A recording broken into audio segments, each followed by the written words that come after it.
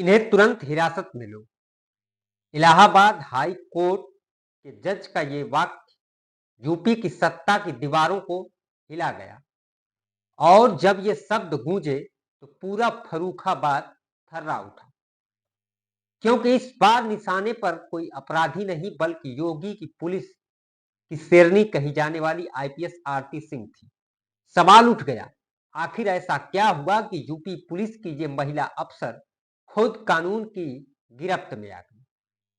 कौन है प्रीति यादव, जिनकी याचिका ने एक आईपीएस अफसर की कुर्सी तक हिला डाली?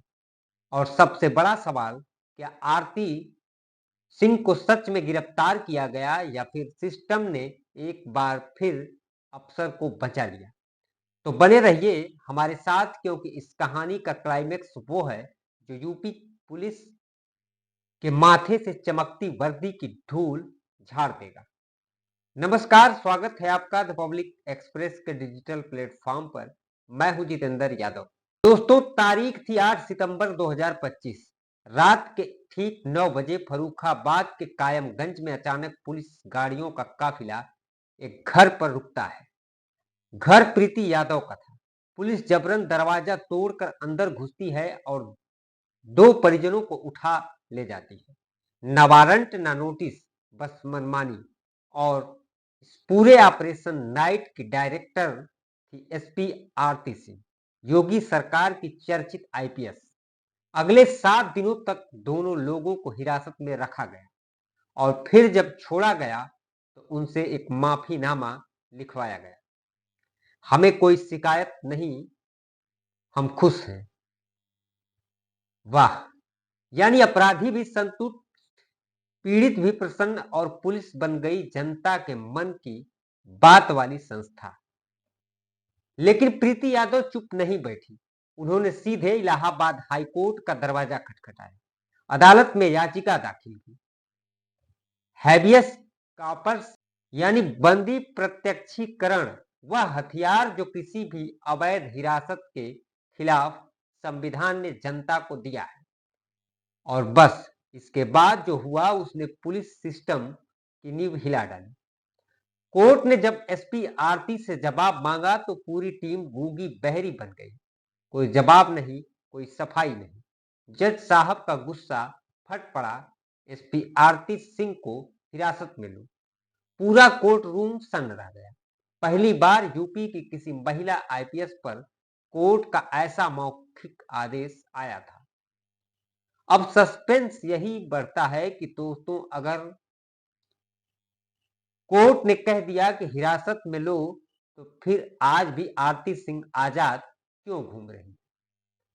क्योंकि आदेश मौखिक था और योगी राज में मौखिक आदेश का जवाब अक्सर वकील साहब थोड़ा समय दीजिए से दिया जाता है।